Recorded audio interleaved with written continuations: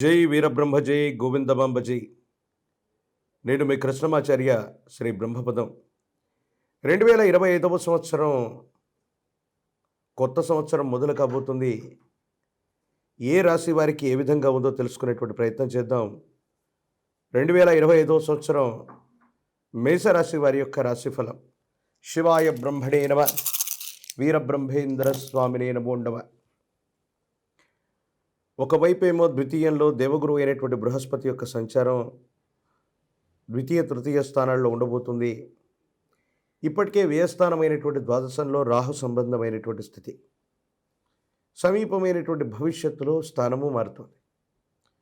వ్యక్తిగతమైనటువంటి జీవితం, వివాహ సంబంధమైనటువంటి విషయాల్లో కొన్ని చిన్న చిన్న ఇబ్బందులు, భార్యాభర్తలు ఒకరినొకరు అర్థం చేసుకోలేకపోవటమో, భార్యాభర్తలకు సంబంధించినటువంటి విషయంలో కొన్ని చిన్న చిన్న ఇబ్బందులు, సమస్యలు, ప్రతిబంధకాలు ఏర్పడవచ్చు.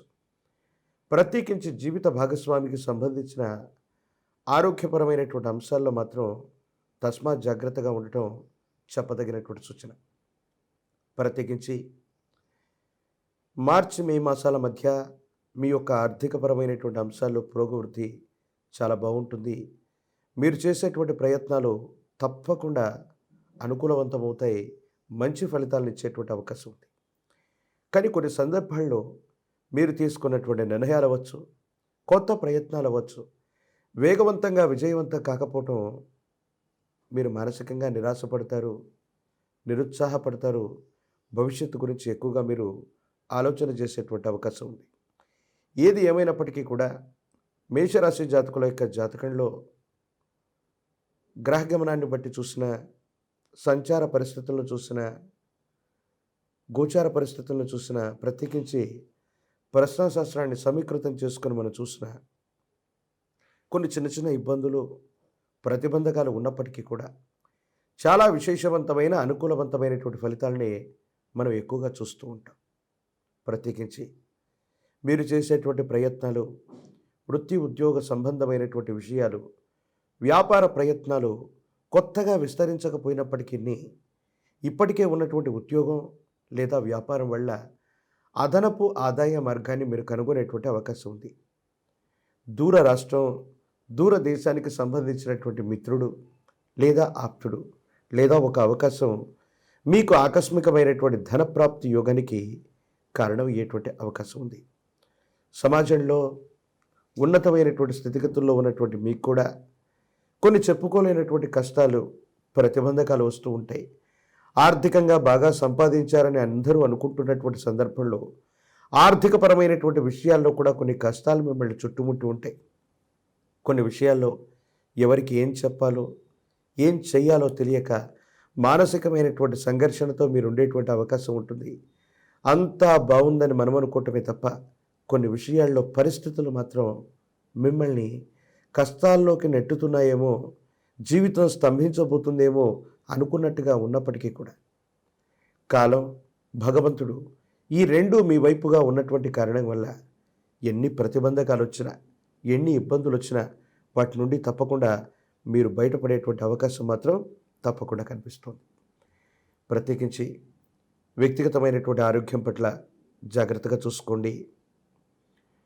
మీరు చేసేటువంటి ప్రయత్నాలకి, దూర ప్రాంత ప్రయాణాలకి, ఆరోగ్యపరమైనటువంటి విషయాల్లో సరైన జాగ్రత్త తీసుకోకపోవడం వల్ల చిన్న చిన్న ఆరోగ్య సమస్యలే మిమ్మల్ని కొంచెం ఇబ్బంది పెట్టడం, దానివల్ల కంగారు పడటం, ఆందోళన కలిగించేటువంటి సంఘటనలు జరగటం, ఇలాంటి సందర్భాలు జరిగేటువంటి అవకాశం కనపడుతుంది. కొన్ని విషయాల్లో సహోదర సహోదరి వర్గం, కుటుంబానికి సంబంధించినటువంటి రక్త సంబంధికులు, వాళ్ళతో మీకున్నటువంటి అనుబంధం వల్ల ఒక కీలక సమయంలో వాళ్ళ సహాయ సహకారాలు మీకు కలుగుతాయి.